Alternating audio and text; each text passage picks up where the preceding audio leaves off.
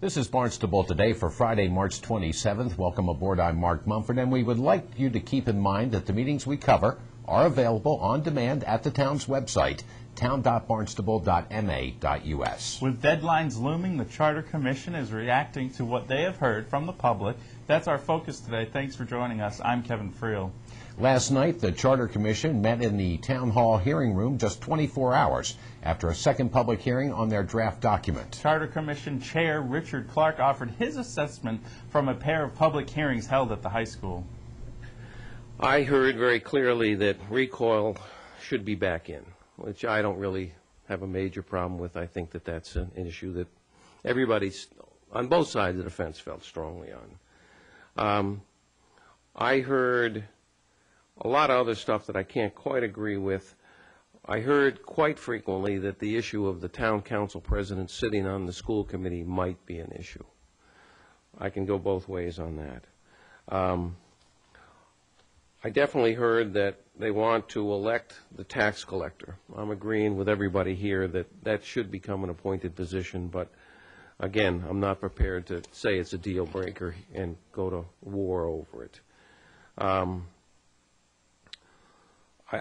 We've had communication on the Finance Committee. The Finance Committee is only as good as the Town Council, and I think it's got to be up to the Town Council to utilize the Finance Committee as they see fit, because they can certainly do whatever they want with it.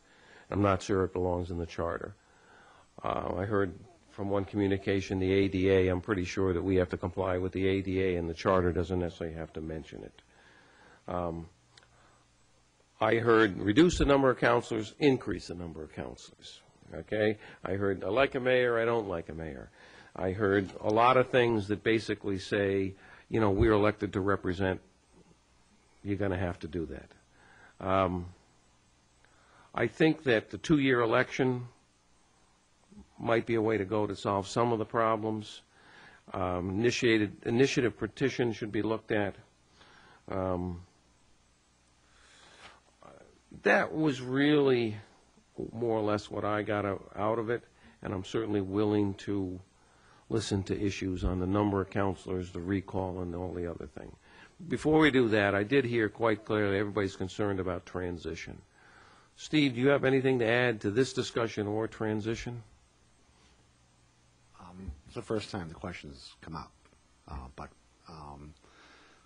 I thought that it was understood that this charter was going on the November of '09 ballot. Correct. Which Which means it couldn't have been put in effect until the election, until January of 2012. I thought that was a given. No. I would argue with that. Then when would you would think of having a special election? Yes. No, that's not the normal way.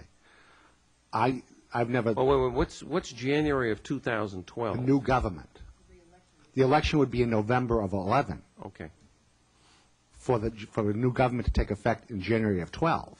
That was my premise all along, and I thought that was clear. I don't think there was ever a heavy discussion on that. This transition didn't really. My understanding, though, is we could do that very easily, but you could also call for a special election. Correct. Okay.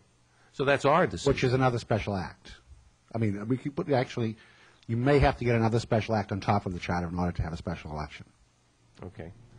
With conversation being generated about the possibility of making some major changes to the draft, Chair Richard Clark had a reminder for the commission members. Here is a portion of the conversation that ensued, capped off by input from the consultant who has been on board through most of this process. The obvious thing that I have to remind everyone as the chair is that at some point we've got to decide that this is the basis we're working on or it's not. And if we keep putting that decision off, we're going to run into a problem. At what point are we going to say there is or there is not a chief elected official? I mean, I'm sorry, but that's my first domino. Have we not already said it? That's fine. And then if that's the case, I'm going to go move forward from there. Okay? Greg. Chief Domino needs to be decided with with everyone here. That's too big a decision to make with 3 people out of 9 not here.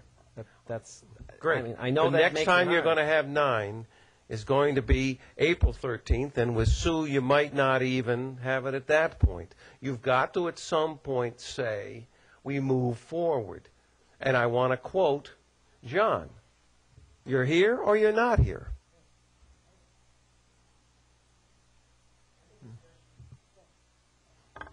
So, Sheila. Earlier, we talked about the possibility of running everybody at large, and I think Bob mentioned 6 for 2-year terms. If somebody runs for a 2-year term and is successful, I don't really see the need at that point for recall language.